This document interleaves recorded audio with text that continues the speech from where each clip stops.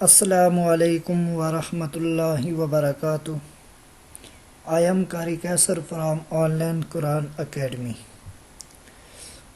ہمارا جو لیسن چل رہا ہے وہ ہے نماز میں۔ تو آج کے اس ویڈیو ٹیوٹوریل میں انشاءاللہ ہم رکوع اور سجدے تک کمپلیٹ کریں گے۔ آپ یہ ویڈیو لاسٹ تک دیکھتے رہیے، انشاءاللہ اس کا آپ کو بہت فائدہ ہوگا، کیونکہ اس میں نے رکوع اور سجدے دونوں کور کروانے ہیں، پھر اس کے ساتھ ہی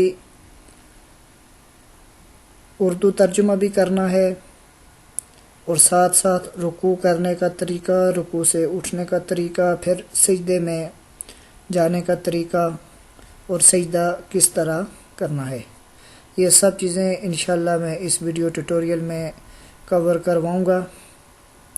تو آئیے دیکھتے ہیں۔ سب سے پہلے ہم اللہ اکبر کہہ کر جب رکوع میں جاتے ہیں نماز میں، سورہ فاتحہ اور اس کے بعد ایک سورہ یا ایک بڑی آیات یا 3 چھوٹی آیات جو بھی پڑھنا ہے وہ پڑھ کر پھر ہم اللہ اکبر کہتے ہوئے سیدھا رکوع میں جاتے ہیں۔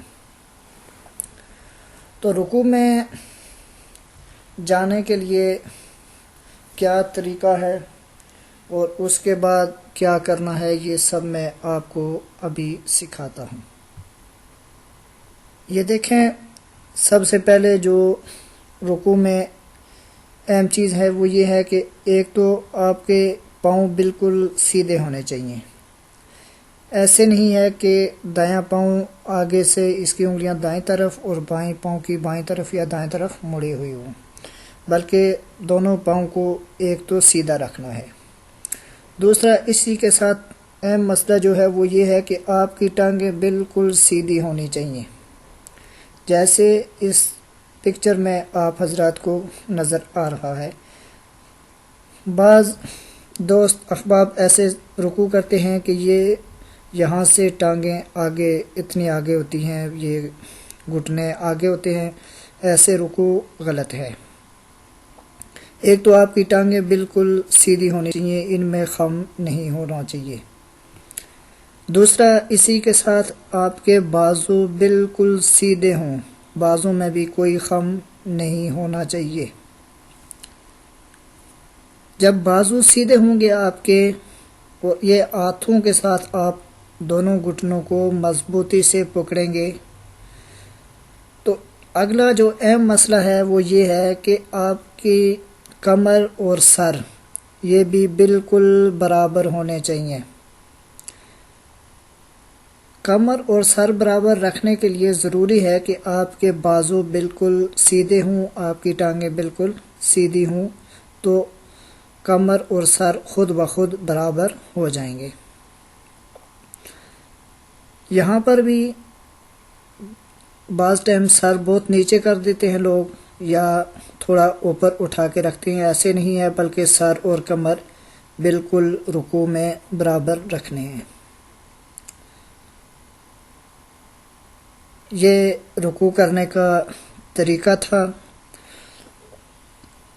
جب آپ رکوع میں چلے گئے تو اب آپ نے آگے رکوع کی جو تسبیح ہے وہ آپ نے پڑھنی ہے۔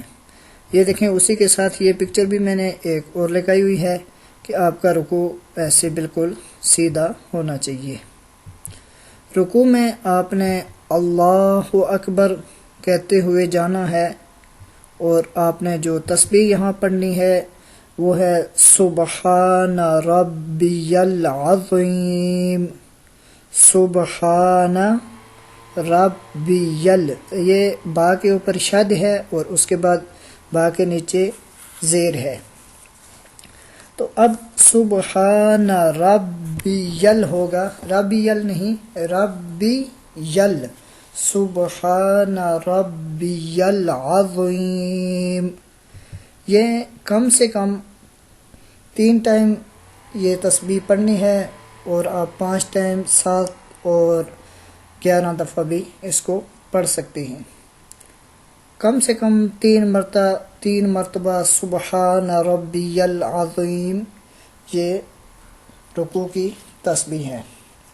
اب اس کا ترجمہ کیا ہے؟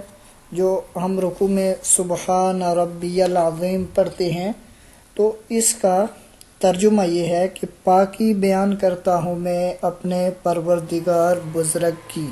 سبحان پاکی، ویسے سبحان مطلب پاک ہوتا ہے، یہاں ترجمہ ہوگا سبحان پاکی ربی اپنے رب کی، پروردگار کی، العظیم جو بزرگ ہے۔ تو پورا با محاورہ ترجمہ کریں گے، سبحان ربی العظیم، پاکی بیان کرتا ہوں میں اپنے پروردگار بزرگ کی۔ یہ رکوع ہمارا کمپلیٹ ہو گیا۔ اس کے ساتھ پھر رکوع سے اٹھتے ہیں، سیدھا کھڑے ہونا ہے۔ اس کو کہتے ہیں کوما، بالکل سیدھا کھڑے ہونا ہے رکوع سے۔ ایسا نہیں ہے کہ تھوڑا سا اوپر اٹھے واپس سجدے میں چلے گئے، بلکہ بالکل سیدھا کھڑے ہونا ہے، جیسے آپ کھڑے ہو کے سورۃ الفاتحہ، ثنا اور اس کے ساتھ سورہ پڑھتے ہیں، بالکل اسی طرح سیم سیدھا کھڑے ہونا ہے۔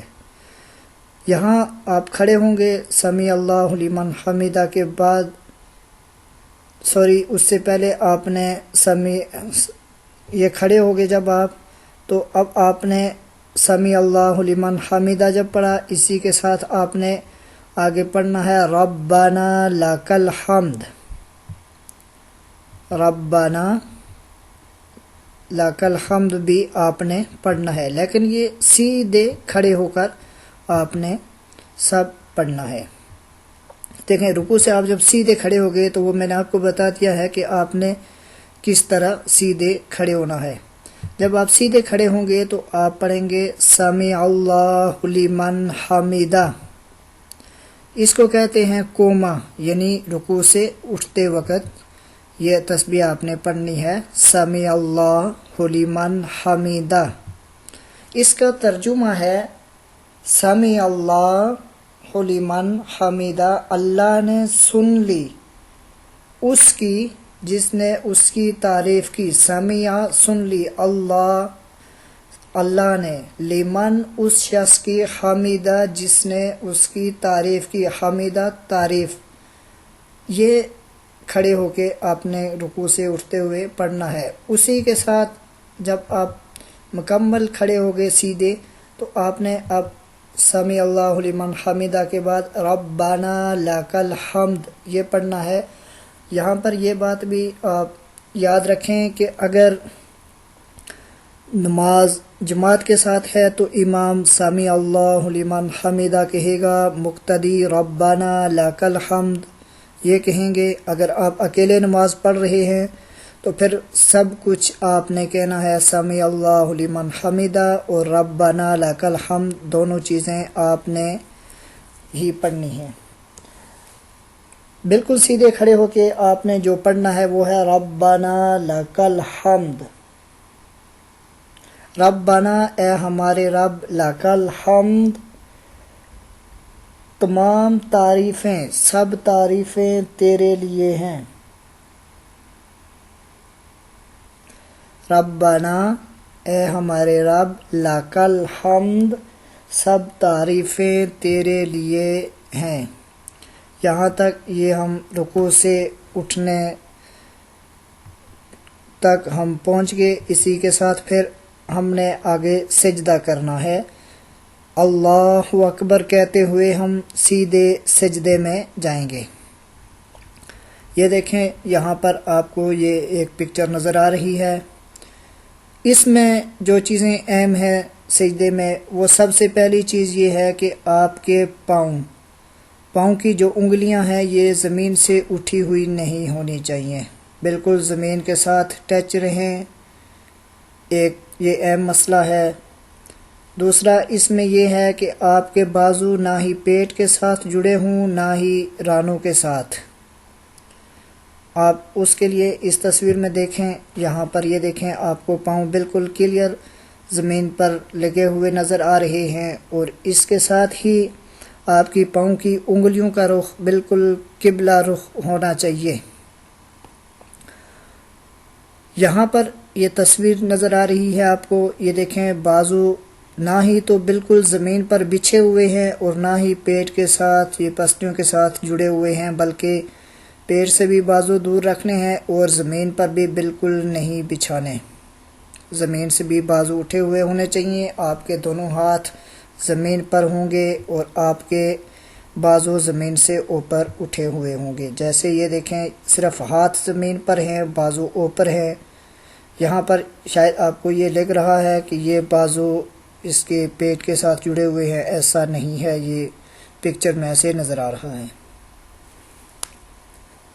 اگلی بات، آپ نے سجدہ کرنا کیسے ہے؟ سب سے پہلے جب آپ سجدے میں جائیں گے تو آپ کے دونوں گھٹنے زمین پر لگیں، دونوں گھٹنے زمین پر جائیں۔ اس کے بعد آپ نے دونوں ہاتھ زمین پر رکھنے ہیں۔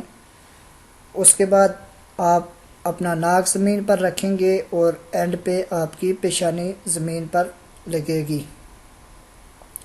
یہاں پر ایک بات اور بھی یاد رکھیں کہ آپ کے یہ جو ہاتھ ہیں یہ کانوں کی لو کے برابر ہونے چاہیے، یا تو یہ بہت زیادہ آگے بھی نہ ہوں اور بہت زیادہ پیچھے بھی نہ ہوں۔ اس کو اسی تصویر میں آپ سمجھیں کہ یہ دیکھیں، یہ ہاتھ کا جو انگوٹھا ہے یہ کانوں کی لو کے برابر ہونا چاہیے۔ اب رکوع میں جو تسبیح آپ نے پڑھنی ہے وہ کیا ہے؟ وہ تسبیح میں آپ کو بتا رہا ہوں، اس سے پہلے یہاں پر بھی آپ پکچر یہ دیکھ لیں کہ یہ آپ کے پاؤں بالکل زمین پر انگلیاں لگی ہوئی ہونی چاہیے، زمین سے پاؤں نہ اٹھیں، اور انگلیوں کا رخ بالکل قبلہ رخ ہونا چاہیے۔ آپ کے یہ ہاتھ جو ہے تو یہ ہاتھ کے انگوٹھے کانوں کے لو کے برابر ہونے چاہیے۔ یہاں بازو بالکل زمین پر نہیں بچھانا، یہ بازو زمین سے اوپر اٹھا ہوا ہونا چاہیے، اور یہاں پر یہ بازو بھی اسی طرح آپ نے پیٹ سے اپنے پسلیوں سے دور رکھنا ہے۔ اب سجدے میں آپ نے جو تسبیح پڑھنی ہے وہ ہے سبحان ربی الاعلی، سبحان ربی الاعلی، یہ سجدے کی تسبیح ہے۔ اس کو بھی آپ کم سے کم 3 دفعہ پڑھیں گے، اور اسی طرح 5، 7، 9 اور 11 دفعہ پڑھ سکتے ہیں۔ سبحان ربی الاعلی، پاکی بیان کرتا ہوں میں اپنے پروردگار برتر کی، اعلیٰ برتر اعلیٰ، باقی وہی ہے۔ سبحان پاکی بیان کرتا ہوں، ربی اپنے رب کی، اعلیٰ جو برتر ہے۔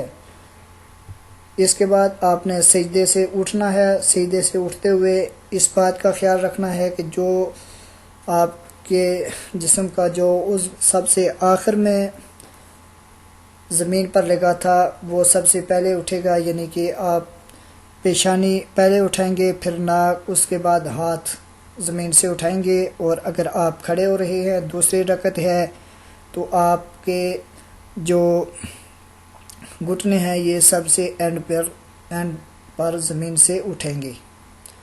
یہاں تک ہم نے سجدے تک کمپلیٹ کر لی۔ اسی کے ساتھ مجھے اجازت دیجیے، اللہ حافظ۔